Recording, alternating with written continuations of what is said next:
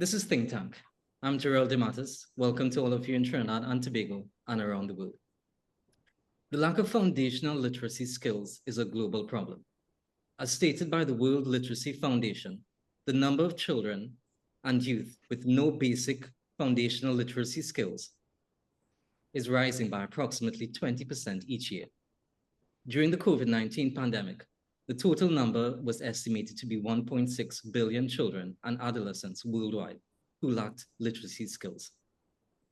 Here's what I think. Having taught at the secondary school level, I understand the frustration that students feel when asked to read and write in standard English, when our native tongue is Trinidadian Creole English, TCE. Our national literacy strategy then must first validate what is our first language, TCE. A literacy policy structured around this will then be able to address the weight of expectation placed on students who are instructed to learn what is essentially a foreign language from very young and then required to write an exam, the Secondary Entrance Assessment, SEA, in that language with little space to utilize their native tongue. Among the many criticisms of the SEA as an exam that places undue stress on young minds, one valid criticism is that it isn't given much consideration that the content disadvantages our children's literacy ability. From 2021 to 2022, there were clear declines in performance in all three SEA subjects, the greatest decline being in language arts. Until we accept that at the root of our literacy problem lies a struggle with the language expected of students, our efforts at improving literacy will be met with severe resistance. All of our remedial education attempts will also be a waste of valuable time and resources. I agree with Dr. Peter Smith, Chief Education Officer at the Ministry of Education, that we cannot rely on remedial education. What about the creation of a national literacy policy that clearly outlines a path to literacy development? I suggest using our Trinidadian Creole English language to scaffold any attempts since, as I have said, this is our first language and therefore the one children grow up feeling most comfortable speaking. As I mentioned in my column, if the Ministry of Education cannot fulfill this function of effective literacy development, then it may be in the best interests of everyone that the ministry empowers organizations such as nonprofits to carry out this work. Here with me today on Think Tank is Suzette Cadiz and Alison de Bastide of Let's Read TT.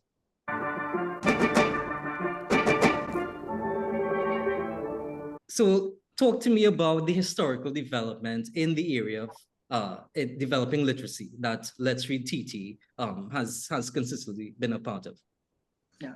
Well, we started in 2010, very small, actually it was only 2 of us at the time. Our team is very small. We are all teachers of many years in preschool and primary school years. And we firmly believe that access to books and time to read promotes a love of reading in children that will grow their literacy and will be the foundation of further reading and their development. How we started in 2010, we were invited into two primary schools who were very concerned about their literacy and comprehension. While working with them, the school supervisors in the educational district recognized what we were doing and asked us to meet with other schools that fell under academic watch at the time. So, and then what we found working in these schools, that they all have libraries that have become storerooms. There's no primary school librarians up to this day. There's no input of new books, and the schools, the libraries just become, they stuff old printers and whatever in the end. There's no access to books. The only, and generally the first and only experience of reading that our children have in a lot of our primary schools is school reading, textbook reading, and it puts them off. We went in, cleaned, got new books for them. We worked with the teachers, with the children, reading for the children. And what was evident then, and is still evident today, is the excitement of the children for stories, even the standard fives. We can't give them enough books. In 2017, we became an NGO, so we were able to, apply for grants, for funding to put actually new, exciting, contemporary books in the libraries. There are 481 public primary schools in Trinidad and Tobago, and Let's Read has restored 40 primary school libraries. And so we keep working, but we really need support. We do work. The Ministry of Education and NALIS recognizes us, but we are actually the only organization generally putting books into primary school libraries. Yeah, I think we take for granted the importance of libraries in facilitating that process of reading and literacy. Yes. Does this form part of any of the initiatives that you do, or what other kinds of initiatives you do to help with literacy development? Yeah, well, what we've done is, we, as Suzette said, the most important component of kids becoming lifelong readers and learners is them discovering the joy of reading. And what's happening is, because of our education system, which has been in place now for 61 years, when the common entrance initially and now the C exam, essentially the same exam, just a name change, has been in place, very textbook driven, very test driven. And unfortunately, kids got turned off of reading, and they weren't sort of offered those books that get them excited about reading. It's not a textbook or a workbook. It's actually beautiful picture books that get kids excited about reading. Of course, we're all different readers, so making sure that there's a variety, because not only are we different learners, we're also different readers. So there's got to be a variety. We know that boys tend to prefer nonfiction, so we've got to have that available for them. So what we did is we started actually putting books into primary schools. So as Suzette said, we've established 40 primary school libraries in public primary schools. So we work directly with the principal and the staff there, and we create these lovely, very, comfortable rooms where the kids have access to books. And we also have, so that's our school library program. We also have a Book a Baby program. So another key component is getting access to books early. So from the time a child is a baby, it'd be wonderful if parents started reading to their kids. And so we've set up a program with the child assessment units, two actually, one in San Fernando and one in Barataria. And what they do is they give a parent a book when they bring their baby for the first wellness check. And so they're introduced, and we created a lovely sort of brochure that's given to them with the book, so that they can read about the importance of reading aloud to your baby and reading stories with your baby. We know for sure that it has a massive impact. I don't know if you've heard about the 1,000,000-word gap. So, babies and children that are read to, up until they enter kindergarten, there is this 1,000,000-word gap. So, if you're read to twice, 3, 4 times a day, when you enter kindergarten, you're far better equipped than a child that has come in and that has not been read to. So we have Book a Baby, where we want to get parents into the habit of reading to their children. We've got a school library program where we restore libraries in public primary schools, because as Suzette indicated, they've got the library space, but unfortunately they're not functioning. So we go in and we restore them, put beautiful books in that get kids excited about reading. We also started a community library project. We call our little community libraries. We actually set up 9 along sort of the east and northeast coast of Trinidad and Tobago, areas that are remote, where the closest library is 40 kilometers away, and kids don't have access, to high quality, diverse books in their school. or at home. I mean, only about 15 to 20% of families in Trinidad and Tobago actually have books in their homes. And if they don't have access to a library and they don't have them in school, there is no access. So we set up these little community libraries along the northeast coast. They were like little book box structures that were put up mostly in schools, and we were able to fit about 200 books in them. And therefore, kids along that is about 1,500 children along that coast had access to books, all the way from Matura up to Matlot. So that caught on, and we got lots of other people contacting us, and there's one in Dabadee, and they've been set up around Trinidad and Tobago. We also have unfortunately our Facebook was hacked, but we had a very active Facebook and Instagram page. That's something that we're working on. We've done a lot of work with BOCUS.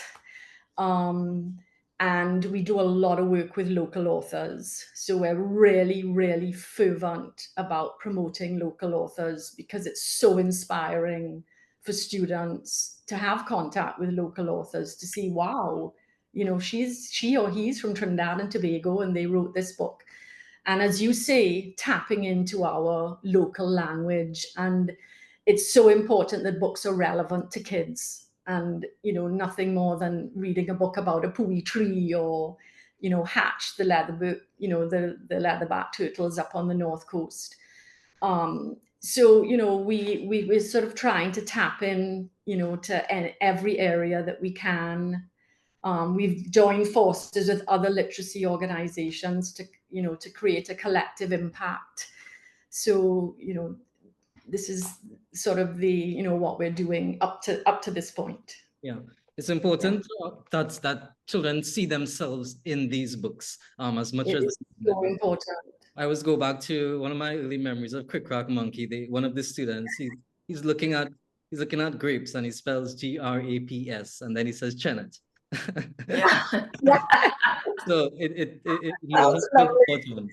you're clearly doing a lot as an organization, and I'll be honest, I didn't know Let's Read TT existed, but that's really a disservice to the entire country. So in terms of plans for expansion, now you've outlined a greater social media presence. Any other plans that you have going forward for more initiatives to get more people involved? Yeah, well, what we've realized after 14 years of working, with 40 schools, there are a lot of challenges to a sustainable primary school library. There are no primary school librarians. We know there are in the secondary schools, but for some reason there's none in the primary schools. So once we redo the library, introduce it to the staff and the children, we do go back and read for the children, put in new books when we can. But if we can't, we can't go there often enough to keep the library going. So where there is no volunteer or maybe someone from the OJT office in these libraries, they're just not sustainable. We have recognized that the ones that are the ones that have someone in the library and with a very supportive principal and staff that mandate visits. So what we've decided to do is we are going to consolidate. We're not taking on any new libraries. And I meant to say that we don't, how people hear about us word of mouth through our partner libraries. And we will go anywhere to any school. We go Point Fortin, Kelly Village, Tobago, Rampanalgas, Tobago, wherever. And it doesn't matter the kind of school. Well, we don't go to private schools, but we go to public schools. So what we are doing is we're going to continue visiting as many of those 40 that we can to keep them going. But what we've decided to do is our major project for the next 2 years is we're going to be attempting to do a tracking program tracking literacy progress in 2 of our schools that have ideal practices. There's a comfortable library, it's well stocked, there is a consistent library person that we will be working with and guiding them. the school is supported and visits to the library are mandated by the principal, so that we want to be able to show that a functioning library, that where children are borrowing books, visiting the library regularly, they are getting regular read alouds by their teachers, and guidance by their school librarian. We want to show over a year, over 2 years, the gains in literacy, in improved test scores. So what we want to do with these results is we want to be able to lobby for school librarians, primary school librarians, and support for the libraries. So that when we can, it's very difficult to show to show this data that yes, extra reading, exposure to books, school library actually has literacy and literacy gains and test results, but it does work. So we're going to be working with these 2 schools to really run this program, and then use the results to hopefully get more support for more libraries. So that's our main focus for the next couple of years. And also we continue with our reading outreach. We go to Alison visits one Serval center. I read in a home for the aged. We work with BOCUS, and we give other NGO support. Anybody who calls us to come and do a reading, to come and do, share books, we go. We work with, we use international literacy days like World Read Aloud Day, where we go, we have a whole reading caravan. We take as many of our local children's authors, and we visit as many. This year we did World Read Aloud Week because there were so many schools that wanted us to come, and we really do showcase our local authors. It is so it's heartwarming to see the reactions of these children when we visit schools. You can't believe that 12-year-old boys are just dying to sit down and hear you read them a story or have an actual exciting book in their hands. Yeah, I like the point about pausing perhaps on the renovation of libraries, because the product and the people go hand in hand. What's the good of Yes. a, you don't have the people to run that Yeah. product? Yes, yeah. The books otherwise. Yeah. Let's talk about literature, because I myself, I might be preaching to the choir here, but I understand the value of literature. And literature for me is the basis of literacy. You mentioned the transition from common entrance to SE, and one of the major transformations was critical reading. So you now had to read a math problem in the way that you would have to read a comprehension passage. So let's talk about how your relationship with using literature to help literacy. And in particular, we saw the BOCUS LitFest roll out the storytelling caravan. So how do you speak to people who don't quite appreciate that love of literature, but nonetheless recognize how critical it is to virtually anything that we do in life? Yeah, we have, we also do, and that I didn't mention, we also do sort of not so much workshops, but sort of familiarization sessions, information sessions with teachers. So every time we restore a library, we do this familiarization information session with the teachers after. And that is, every teacher that we've had contact with, or most of them, value reading and they understand the importance that it plays. But again, we come back to this, with this C exam, and they're all driven by it. And they don't sort of feel that they don't have time to do, they sort of see reading for pleasure as something to do when you've got nothing else to do. And they don't quite understand that it is foundational to everything else in the school, including passing the C exam, writing a good creative writing piece. So we do information sessions with teachers, to encourage that. A lot of, we're always quite shocked that when we do these information sessions, whether it's with teachers, whether it's with parents, people in the community, that a lot of people don't know that we have a literacy problem in Trinidad and Tobago. And that's because if you look on World Bank or UNICEF or, UNESCO, any of those sites, we have a literacy rate of, I think it's 99.8%. We're a very literate nation officially. But that was done on the survey that was done in, which you probably know, done in the 70s. And it was done, I think you might have said, done on in another article, it was done by just asking people if they could read or write. So, nobody's going to say no. But I don't know if you probably are aware that Paula Lucy Smith and UE then did another survey, more formal survey in the 90s. And that indicated that 1 in 4 people was functionally illiterate. So that was like 22 to 25%. And Paula, who's really got her pulse, her finger on the pulse of this, thinks that it's as much as 45% functional illiterate.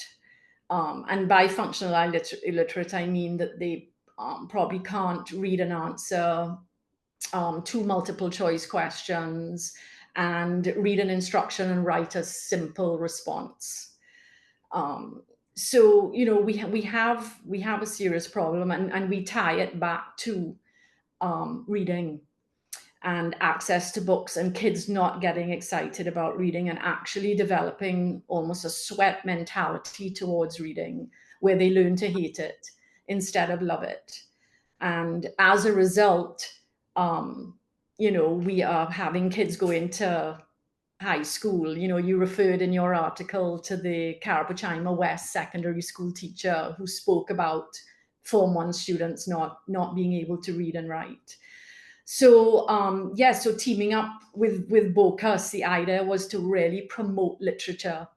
And then, of course, Let's Read's focus is on younger children because, we know how important it is to reach them as early as possible. So we teamed up with, at that time, it was Anna Lucy Smith, who, and we developed this family reading circle, which is a 2-hour session. And the idea is that you can sort of come and go at the venue, bring your kids. And we, Suzette and myself, we have a huge collection of books for kids from 0 to 13, 14. We bring our books, families can sit together and read together. And then we do read alouds as well. And not only Suzette and ourselves, but we usually have a local author come in as well. And we have really successful sessions. BOCUS brings in kids from close by an orphanage. So, we've done a lot of work with BOCUS. We've also worked with them through the BOCUS Lit Fest. We actually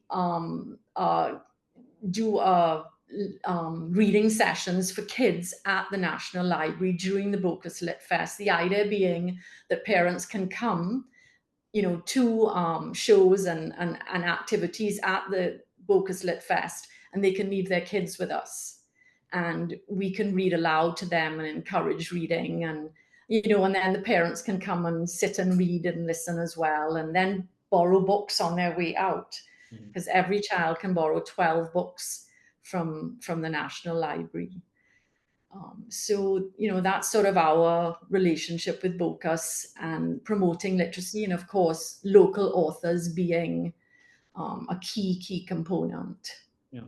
So that you mentioned this possible direction of focusing on the data and research, possibly comparing those who have access to libraries in primary schools versus those who do not.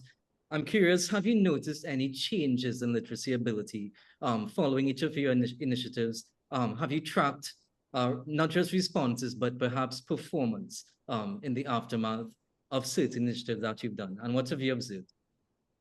Yeah, well, we have a lot of just anecdotal results. And that's why we're doing this tracking program, so we can actually have some actual data to show. So that we can cause change. But what we find is in the schools, you know, that they are using the library, even a little bit. Teachers will report that, you know, children are using better words. They're using words that they, rare words, or, you know, big words they like to say that they find in books, that the writing is improving a little bit because they now have an idea of how stories work. Children, you hear them starting to talk in like what we call book talk. They know the difference between non-fiction and fiction. They know a graphic novel. They know a chapter book. You know, when we first, it was quite distressing. I always found when we first started doing this work, children didn't know how to navigate a book. You know, they would read like the publisher's page, or even like now, they don't know if a book comes with a jacket and the jacket comes off. They think they have to wrap the book. They don't. You know, but all of that is improving because they, you know, they have a book experience now. They're exposed to books. You know, we get stories back from children. I met a young man the other day, ended up at my house to fix a car, and recognized me from 10 years ago in school from Central. And I asked him, you know, what did he remember most about those days? And he said, you know, that he said, when I was in, he said, I just used to love to come to that library. He said, I remember, he said, when I was in primary school, my home was not a nice place. And it's, you know, I used to come and you all used to read and you showed me all the, you know, places on the globe because he wanted to fly apparently. And, you know, we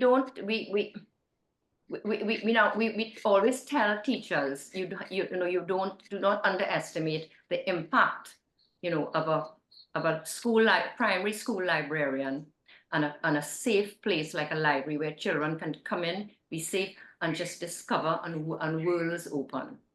You know, so we're really hoping that that with our tracking program that we actually will have real data that we could lobby to cause real change in, you know, we want all primary schools to have a functioning library with a librarian, and the library is the heart of the school. Yeah, research is expensive and time consuming. I would even suggest questionnaires to start, because I already think there's data to track. It's just a matter of how to go about tracking it. Yes, we have a questionnaire ready. We have a questionnaire, yeah. Now, what I didn't say at the start was I was bemused to find maybe a couple of years ago that not only is literature, English B as they call it at CXC, not only is it not mandatory, which I think it should be as a CXC subject, but it's not even being offered anymore in certain secondary schools. Now, that is one of the things that I feel needs to change about how we approach literacy development, and as you are doing in the primary schools. So in terms of things that you have observed that need to change about how we approach literacy development in Trinidad and Tobago, what are some of the things in your opinion? Yeah, well, we have, you know, Suzette and I have been doing this now for 14 years, and we've spent a lot of time in primary school. So we're talking at the preschool, primary school level. And, you know, we sort of have some short-term goals and some long-term goals, you know, but there are things that we can do right away to change literacy development in Trinidad and Tobago. And some of those short-term goals would be having a library at the heart of every school, having consistent teacher training, having a good principal heading up every school. Because if you've got a principal that's going to be there consistently, who has the same, you know, 21st century educational philosophy, we find, you know, over the last 14 years that when we've met a principal who has, you know, sort of a strong outlook and is consistently at school and has a good relationship with her teachers, we can tell. So we need a good principal, we need teachers that get regular professional development, and we need a library at the heart of every school. So those are sort of short-term goals. Of course, long-term goals would be making sure that library is part of the curriculum. Right now, library is not part of the curriculum. So again, it is seen as not serious work. It's seen as something to do when you've got nothing else to do. So, most of the time there's just a lot of seat work, and the kids are not getting time to read on their own independently, to choose a book that they want to read. All the reading that they do is assigned reading. And, it is so important that kids get to choose a book to read, where they can go to the library and independently choose a book, sit and read it. And as we were saying, it's a form of escapism. And they can just sit there and read and just not think of anything else for a little while. So, putting library on the curriculum for us is a huge thing, because right now the principals nor the teachers really take it seriously enough. And so if it is mandated, I know they will take it seriously and value it more than they do now. We need better facilities. As I said, we need a library at the heart of every school, smaller classes. I mean, there's a lot of long-term goals that we would love to apply. We have a 21st century curriculum. I mean, as teachers, when we read the curriculum, we're impressed. It's a good curriculum. The problem is that at the end of the day, we're still sitting the C exam. So teachers are still teaching to that test. And unfortunately, that excludes things like reading for pleasure, even though reading for pleasure is probably the most important component of becoming a reader and then becoming a lifelong learner. The Department of Education in the United States did a lot of research on this, because they have problems. I mean, 45 million Americans are functionally illiterate. And they came back with some recommendations, and one of the number one recommendation was reading aloud to kids every day and giving kids time to read independently. They call it drop everything and read. Every day kids should have at least 15 to 20 minutes every day where they read on their own. So, those are some short-term and some long-term goals that we would like to see. We do need more data right now. I think the government sort of connects literacy outcomes with children's attendance at school. So there is no, except the data that we get from the C exam. That's pretty, I think that's pretty accurate of where we are, So getting library on the curriculum would be number one for me, and getting a library at the heart of every school would be number two, or, go together, with NALIS, with the OGT department is getting personnel into the libraries, because we can't be in 40 libraries at the same time.